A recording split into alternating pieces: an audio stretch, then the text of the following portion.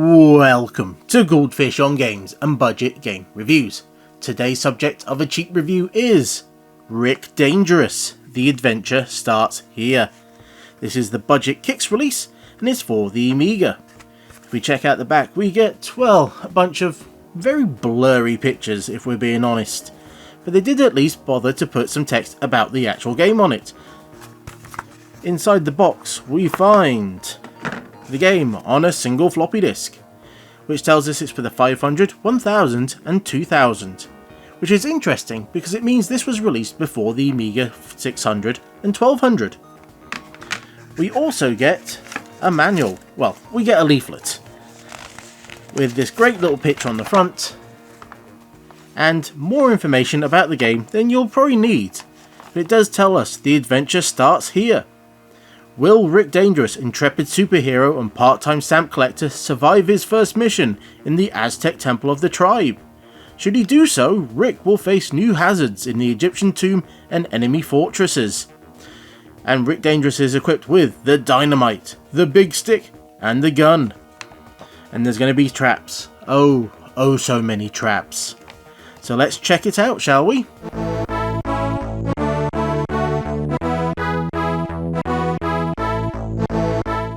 For those that have played this game in the past, I'm sure this bit of music is bringing back waves of nostalgia, of excitement, and quite possibly anxiety as they're waiting to hear the wah as the main character dies.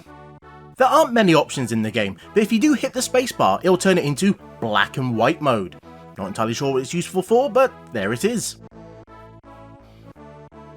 Now surprisingly, there was actually two versions of this game released. This is the second edition, which means we get to select which level we start on. But let's just go through them in order.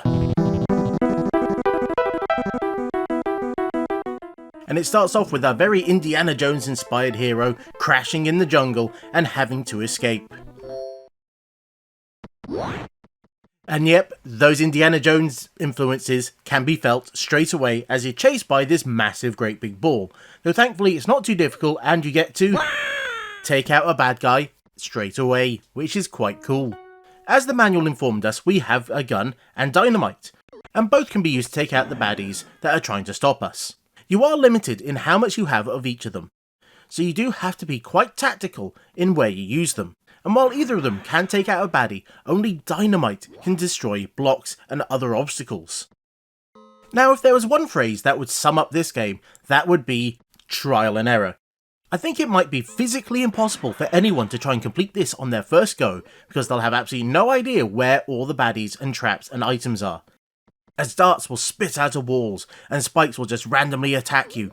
And some of the baddies aren't just on a path, they will try and track you. Now thankfully, if you get far enough, you will find these boxes. This one, for example, will give you more ammo. And once you know where they are in the map, you can actually start planning your route. Now in the first level, that big stick that was mentioned in the manual doesn't really play too much of a part, though you can use it here, as you can shoot or you can poke the bat with the stick. But don't think you can admire your handiwork, as the game will just punish you instead. Thankfully, it did set a checkpoint when we entered this screen. There's this little chime that you hear.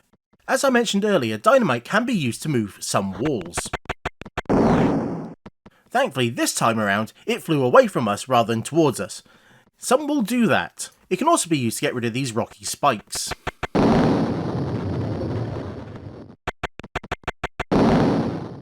As you continue, you'll find that the traps start to get more complicated, with blocks flying around on their own, and even spikes that you have to get rid of by standing in the exact right spot.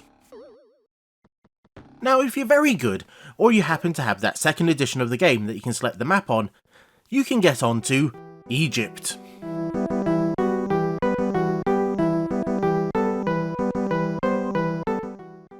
Which immediately lets us know this isn't going to be any easier than the last level, as you have a spike flying at you straight away, and you have a block trying to crush you. Now you notice that head just to the left there, well that's actually bonus points, though as you can see just above it is a spike, so yes, it's a trap. The ladders on this level are a little bit annoying as you have to be perfectly aligned for you to get up them. That wasn't a problem on the previous map. And in these bits where you're travelling upwards, you can actually jump up to push the camera up so you can see a bit more. Now if you're paying close attention, you might notice those little holes in the blocks. This is where the big stick comes in handy, because if we poke it in there, we can set off a trap that would have got us. Well, it will still try and get us.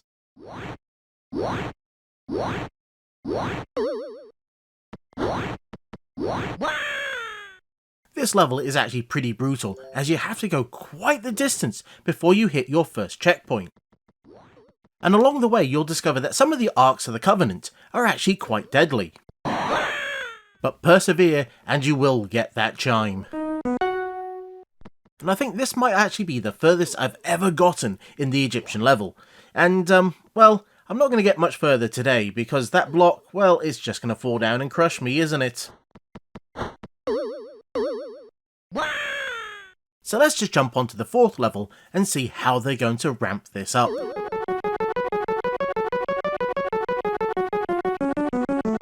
As we're heading into Schwarzendampf Castle.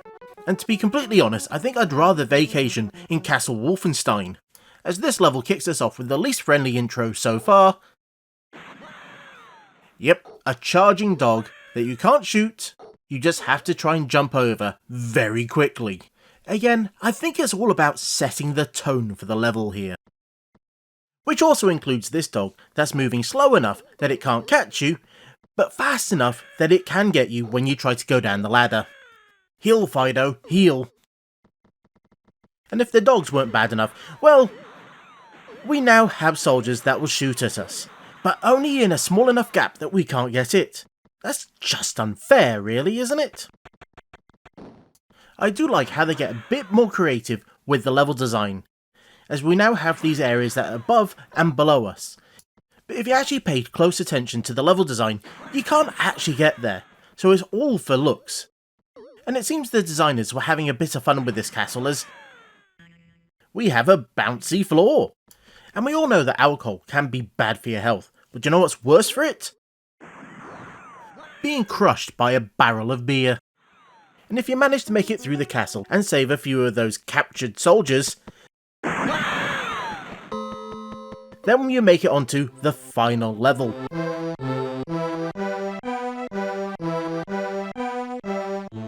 And if you thought the game might have been a little bit unfair before, well, they turn it all up to 11 for this one.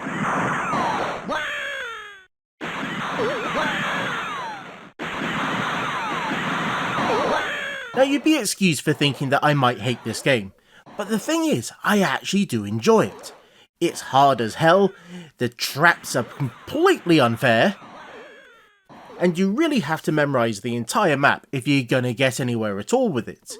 But there's something there that keeps you coming back. I'm not quite sure what it is. Gamers today have Dark Souls. Back in the 16-bit days, we had Rick Dangerous. And as a final bit of trolling for you, you see that small rocket? Well, on other screens, that would be the bonus item, but on this one, it will actually fire and kill you. Nicely done, Rick Dangerous, nicely done. And as I continue to get not very far through this level, I'm gonna leave it. So until next time, I was the Goldfish. That was a game that, might not be the fairest game you'll ever play, and this was Goldfish on Games. Thank you for watching this budget game review. I do hope you enjoyed it. And if you've got memories of this game, good or bad, I'd love to hear about it down in the comments. And if you really enjoyed the video, then there's buttons below that you know what to do with. Or if you're not sure yet, then there's 2 other videos on screen that you can check out right now.